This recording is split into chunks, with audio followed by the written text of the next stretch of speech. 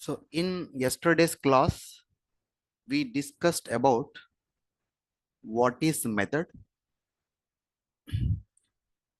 and what is the use case of methods. So what is a method? The definition or the meaning which we can say, method is a block of code. It is a block of code used to perform what? Used to perform logical tasks. Specific tasks are logical tasks. So this is the meaning of a method. Why we should use the methods. Okay. So then what's the advantage of methods? We discussed with one example of real-time some scenario. We discussed that the advantage of methods is methods provides code reusability instead of rewriting again and again. That is advantage. So methods provide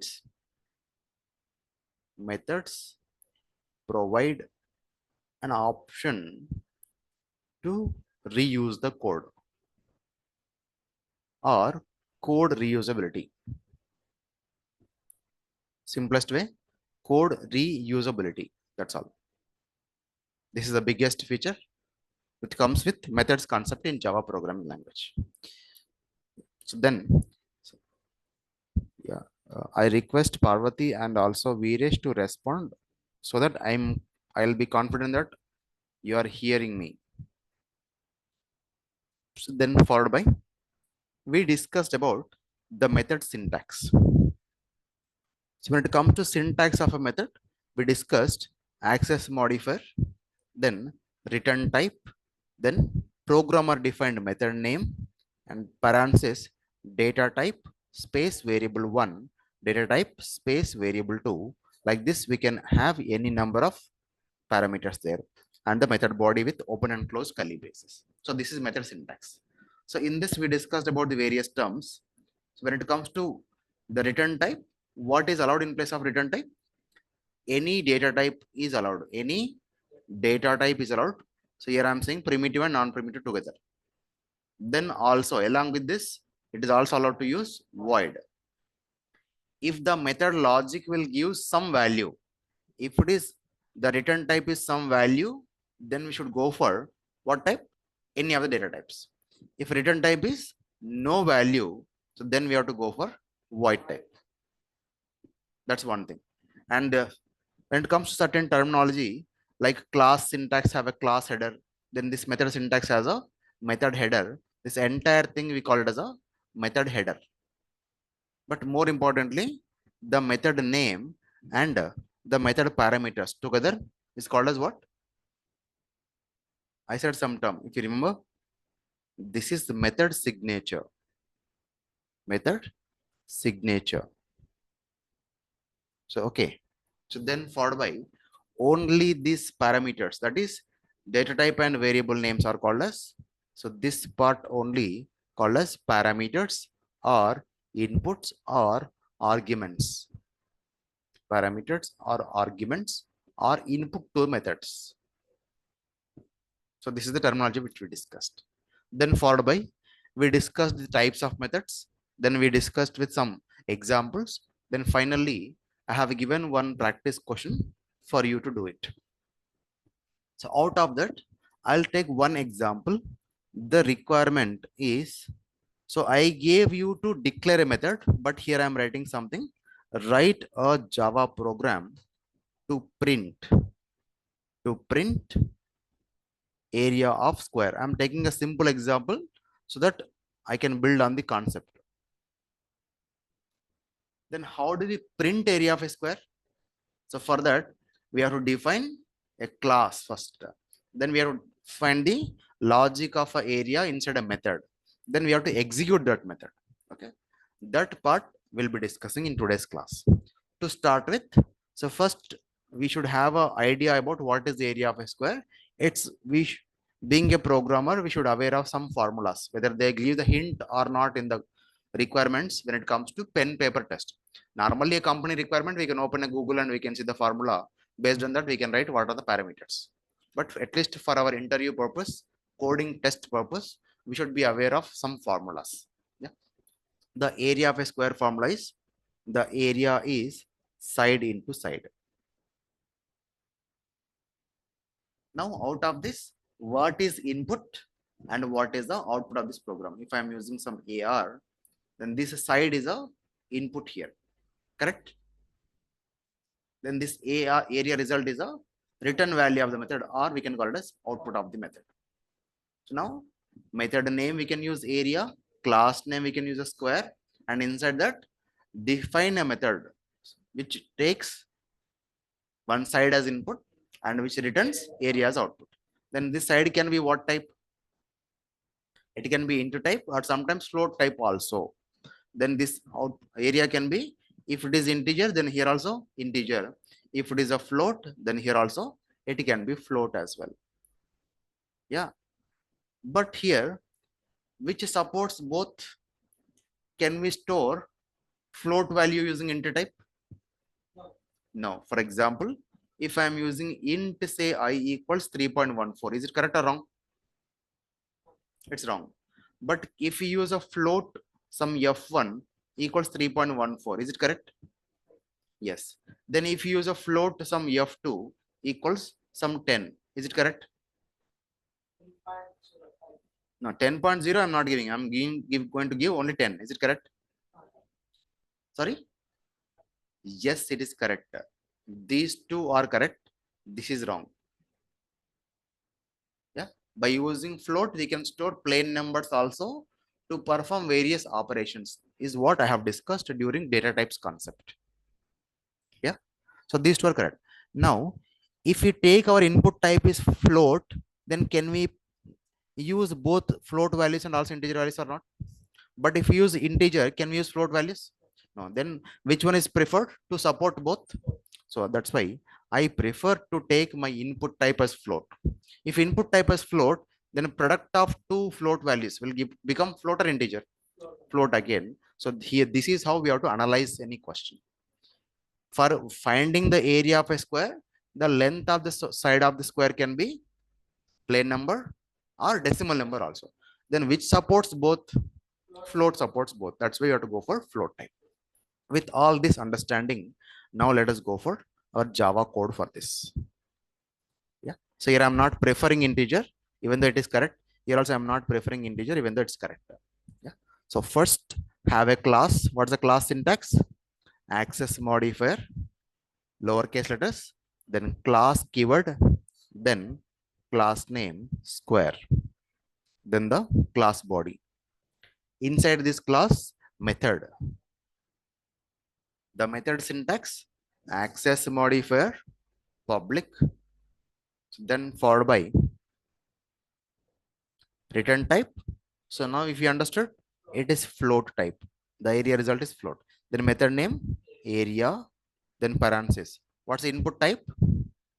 Float here. Then what's the variable name? Variable name, a meaningful name. We can take side. So here I am using side is a variable name. It is allowed to take group of characters as a variable name. Then the method body. Since it is having a method return type as float, then we have to perform the logical task and we must use the return statement. So first, what is the logical part?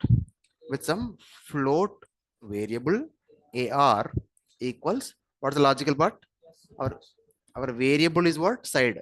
If you are using yes as a variable name, then yes into yes. If you are using variable name as side, side into side. But here you are writing side, but here if you are doing yes into yes, then that is wrong. Okay. So here side, then asterisk is a symbol to find the product in programming languages, side star side. The next what? Return statement, return the variable name called AR. So this is what the method logic which we are expected to write. Is it clear? I think this is what I have asked you to do it. And if you're having a perimeter method also, inside the same square class only, we can write that method as well. Yeah, a class can have n number of methods, so we can write. So now we will understand the next concept. Method declaration is over here. Then how do we execute this? So for that, the next concept is method calling. We have to call method. Method calling is the next process. Please listen. You have the access to the recordings. Make the notes and all those things later. Yeah, it is just a basic thing to respond, please. Parvati and Viresh, am I audible? Why don't you give me that confidence that you are there in the meeting? No, Reshant, you gave the response that appreciated and thank you for that. Others too, I am asking.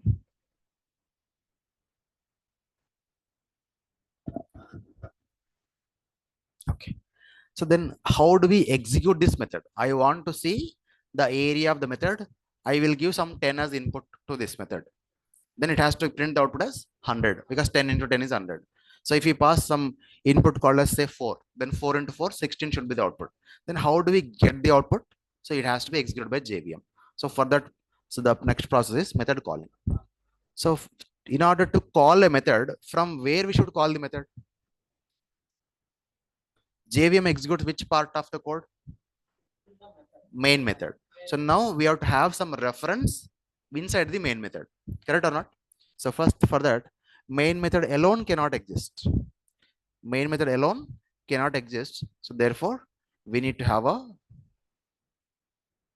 class. So first I am taking a class public, then class, some class name of programmer choice. Say I'm taking test. Inside this test class body, the next part we should have a main method.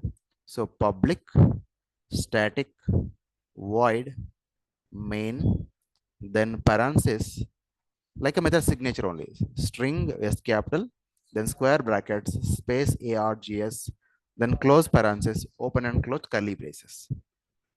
Yeah. So now in this method calling process, what we are trying to do, we are trying to access. What we are trying to access? Other class data, other class members from test class main method or main method. So how to access other class data? Directly can we access the data? No, we have to use the object creation. We have to use it. Correct or not? For example, inside the square class, there is a variable called some int x equals some value called say 100. How do we print this 100 value? Square class object, then object reference dot x variable name we have to use it. Similarly, here also, when there is a method, still we have to use the object reference only. We discussed only variables to access in the previous example with laptop class or mobile class and all. And I asked you to do other class, something like that. Now here we are also accessing the methods. Okay. So I'm not combining variables and methods, that we'll discuss with one more example. So let me purely concentrate on only methods. So for this, since this method is present in a different class, that is square class, so we have to create the object for that. So what is the object syntax? Class name, square, then object reference name, say yes1 or yes, we can use anything of programmer choice. Then assignment operator, new keyword, then again a class name called square, then parenthesis, semicolon. So this is object creation. Once we create the object, how do we access the complex kind of members? By using the object reference only we have to use it. So here, what is object reference? S1 is the object reference which I am using. Then what is the operator we have to use? Dot operator we have to use it. Then only we can access the inner members. So while calling a method, in method syntax, I have used one term called as method signature. So what is the method signature here? The area, method name, and the float is the parameter. So this entire thing is called as method signature.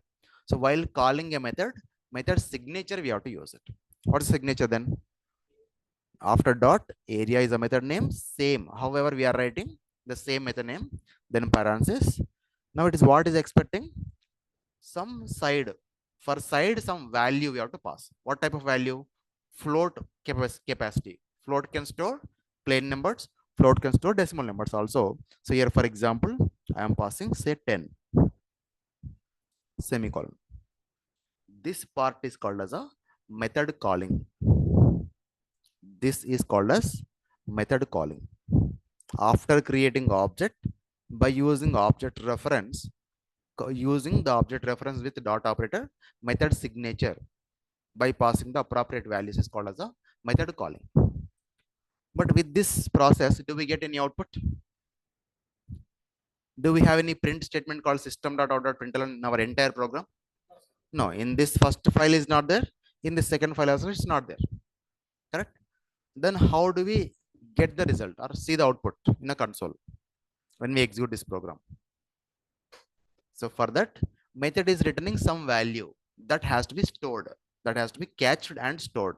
So for that, in the same line to the left hand side, what's the return type of method? Float. What's the AR variable type? Also float only. So based on the method return type, we have to use the same thing as a data type to catch the method result. That's why here I'm using float is my data type. Then data type is there, variable is missing. Then value is there from the right hand side, correct? So that's why here I'm using some result is my variable or res is my variable. The return value is float. That's why I'm using float as a data type. Then some variable of programmer choice, I'm using result. Then to see the output, system.out.println. In the next line, I'm using system.out.println. Now, in which variable the return value will be stored? So this is the method calling process. This is the storing the method return value or catching method result or return value. Return value. Now, in which variable the value is there? Result variable or res variable.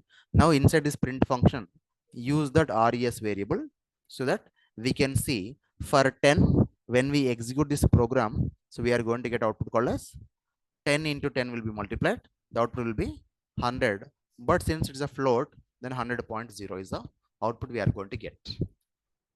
Understood this process? I'm conveying you so many points internally. So I'll talk one after the other. But is the process, is the explanation is understood, or do you have any questions, please?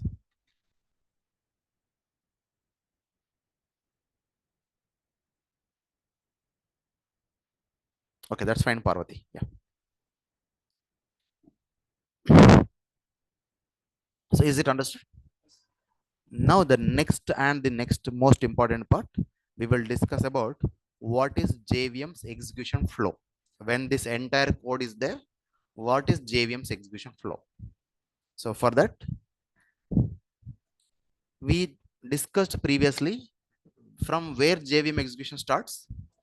From open curly brace of main method, JVM will start execution of the Java program. Then enter into the first line. When it comes to first line, again there is a assignment operators there. Then it divides into right hand side, left hand side. This is story we already used for object discussion. So I'm not going much in detail. Then comes to second line. Again, right hand side and then left hand side. Yeah. So only method calling process I'm explaining more clearly. So which part will be executed first, right hand side or left hand side? Right hand side. So this is the first part which JVM executes. For our understanding, I'm giving some numbering. So this is the first execution. And S1 is the object reference. Belongs to which class? Square class. Therefore, JVM knows that. So programmer is accessing one area method which is there in the square class. So that's why from this step one or from this right hand side only, JVM jump to the square class area method header. At the same time, what JVM is getting? JVM is getting a value called 10, and that value will be assigned to this side variable. So now side variable will have a value called 10. This is step number 2. At the same time, the value will be assigned. That's why here also I'm writing step number 2 only. The same process it will happen. Then what JVM will do? Enter into the method body. So then this is the first line. So this is next line. So out of this, again, what is there? Assignment operator is there. Which part will be executed first? Right hand side. That's why this is the step number 3 execution. So what is side value? 10 star 10 will be calculated. Then left hand side will be executed. This result called 100 will be assigned to our variable called AR. So this is the step number 4 execution. Then what is the value of AR now after this line of execution? 100.0, since it is a float, correct? So this is the first line execution, step 3 and step 4. The next JVM comes to next line of code. What is there here? Return. So what is the general English meaning of return? Return means come back or go back. Return means come back or go back. Go back, correct? So now return statements is saying to JVM that you go back. Where it should go, that is our next part. But while going, what it has to go with? It has to go with a area value. That's what our step number 5 execution. So now because of return statement, I'm mentioning this point very clearly, because of return statement, not because of closed curly brace of method. Because of return statement, JVM will return back from where it has come. From this right hand side it has come. Now it will return back to the left hand side of the same line. This is where it will return. But while returning, what it is getting with? AR is getting. It is getting AR. But AR is what is the value? So 100.0 is the value, or AR value JVM is getting back. And in this, which variable it will be given that value to?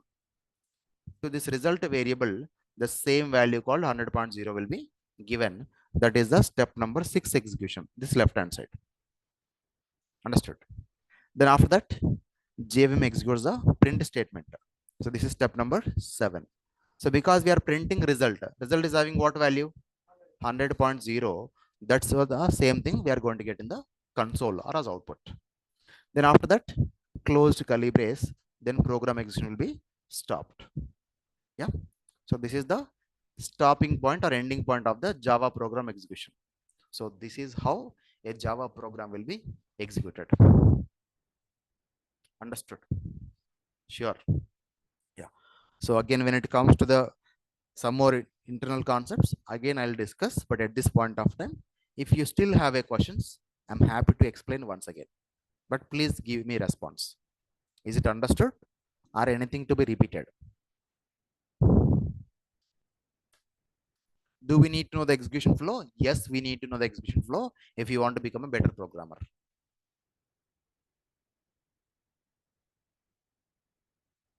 We can analyze our code and we can confidently write the code when we know this much clearly. Otherwise, repeat JVM process. Okay. So I'll take next example to explain the same thing.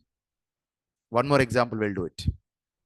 Okay. I'll repeat the process once again with one more example. Yeah. So here, next example, just now, before we execute this only, we'll go for next example. Then we'll discuss both examples. Then we'll execute both examples for Eclipse as well. Okay. So here I'm conveying some points. What are those points? Are when it comes to test class and a square class, which is dependent class and which is independent class? Can you please? Dependent, and a square class is a independent. Yeah, because this inside a test class object creation is depend on square class. Yeah, but when we don't have square class, can we create the object? No, that's why test is a dependent class. Please remember. Then square class is a independent class. Is it depending on anything? No, we can happily write this code and it is absolutely syntactically correct. That's why this square class is a independent class. It is independent class. The next question. Dependent class code we should write first, or independent class code we have to write first? Yeah, always it is independent class code only we have to write first. Then only we should go for dependent class, that is second. Understood? Next, when it comes to proper presentation, when we open Eclipse, first class will be there, inside a class method will be there. If you notice, first a class will be there, inside that class main method will be there. Where that method will start, or where the inside one curly brace, if you are writing something professionally, where it is starts. In Eclipse also we can observe the same thing. From the fifth character of the next line, the inner part will start. From the fifth character of next line, the inner part will start. So that's what even I am trying to present you very, very clearly in my handwriting code also. So these are the points to be noted. So this much precisely I am not asking you to be, but if you are write like this, that is very, it looks better and it looks professional. Clear? Yeah. So the in yesterday's part and all I didn't discuss. You might have written as per your own choice, but from now onwards, please try to focus on these all these aspects. Okay. Then, like I said, we'll discuss one more example and also method calling process. So for that, I'm taking one more requirement. The requirement is write a Java program to print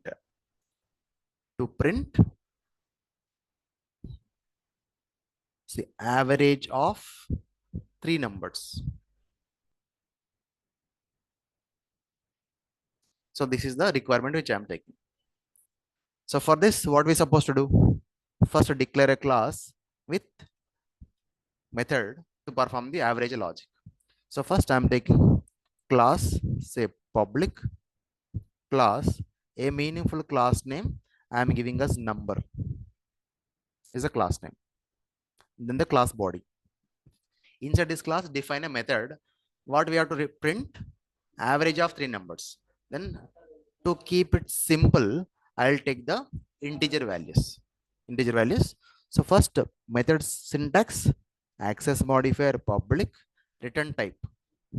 Yeah, average of three numbers means three numbers will be integer.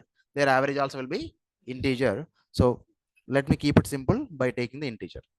Then method name avg or average is a complete name. So since we are finding the average of three numbers, then how many inputs are required?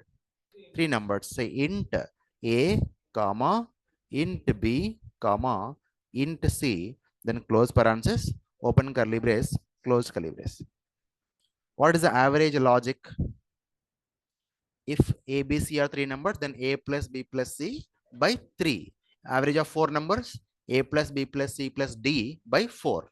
So for this, the logical task is a plus sum of numbers, that is a plus b plus c by total numbers, that is 3. So can we write like this by 3 like this? We can't type like that in a program. That's why while writing also, be precise. We should write the Eclipse based code. So this is how we can type it. Parenthesis you're asking? Yeah, I'll tell you. So when we don't use this parenthesis, then this division of 3 will be applicable to only C. That will give the incorrect answer. That's why we have to use the parenthesis.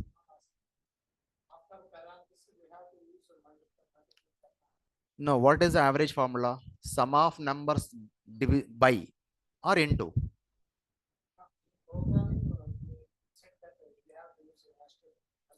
Asterisk for multiplication, but here we are multiplying or dividing. That's why this division is a slash symbol. Okay, then this result has to be assigned to one int variable. Some int avg is my variable. So since it's the return type is a value type, we should use the return statement mandatory. Then return what? The variable approach, that is avg. So this is the independent class, method signature, sorry, method declaration and the logical task of the method. Clear? Then how do we call this method? For that, we need to have another class. So first, the main method will have a inside a class, public class, some sample. Then the class body. We know that main method syntax, I'm writing short form, public static void, main, then string, square brackets, args, then the main method body.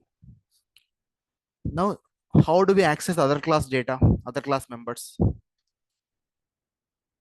To execute this average method, which is present in a number class, from this number class, we should have some relation inside the main method.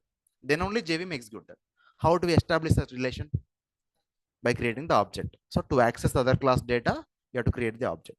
Class name, number, then space, object reference n equals new. Again, number is a class, then parenthesis, semicolon. Now tell me, how do we call this method? Can you please tell me?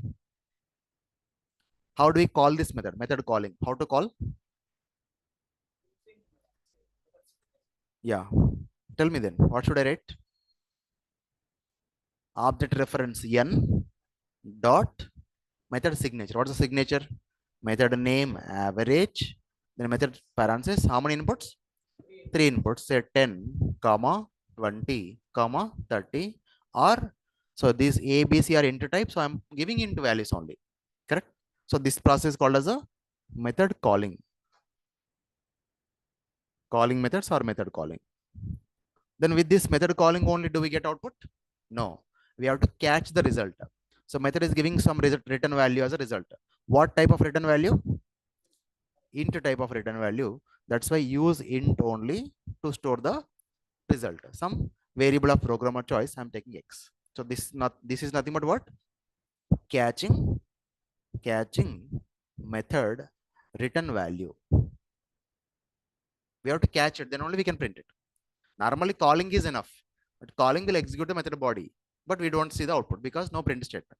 Then for seeing the print statement, we have to store it into some variable, then print that variable. So that's why first catching the method return value, then followed by system.out.println, print which variable? X variable in which the result is there, then that's it. So this is the syntax to see the output of the method. Then here, as we already discussed in the previous approach, what is the execution flow? So first line, so starting point of program execution. So we are aware of this one. Then first line execution, division of right hand side, left hand side will happen. The first line I am not focusing much, which you already discussed. Then in second line, first which part will be executed? The method calling process will be executed first. This is the step number 1 once again. Then from this right hand side, where JVM goes? Yeah, because n is object reference which belongs to number class. Therefore, JVM go to number class average method. That's why from here, so this is the number class average method. It is there here. So this is our step number 2. At the same time, what will happen? The three values will be given to three variables, A with a value 10, B with a value 20, and C with a value 30. Then JVM enters into the body of the method. So again, which part? Right hand side will be executed first. This is step number 3. And here the value will be calculated. 10 plus 20 plus 30 becomes 60. 60 by 3, how much? 20. That result will be assigned to the variable called AVG. So that is a next step execution. So in fourth step, AVG will have a value called 20. Then JVM comes to next line of code, that is step number 5. Return means go back or return back. So from where it is coming? From main method it is coming. Now it has to go to main method. So but while going, what it has to go with? Return value AVG. So that should be given to this variable called X variable. That is our step number 6 execution. So because of this step number 6, X will get a value that is average of the method return value 20. Then step number 7, execute this print statement. Because of print, mandatorily we can see in the console the output of that is 20 is the output. Then JVM reaches closing of main method. Then here the program execution will be stopped. This is stopping point or end point. So this is the program execution flow. Is it understood? Online somebody asked to repeat. Yeah, Rashant and others. Both classes should be in same package only, and I'll be executing and showing. So we have 1 minute only. So the meeting will end, but please join by using the same link.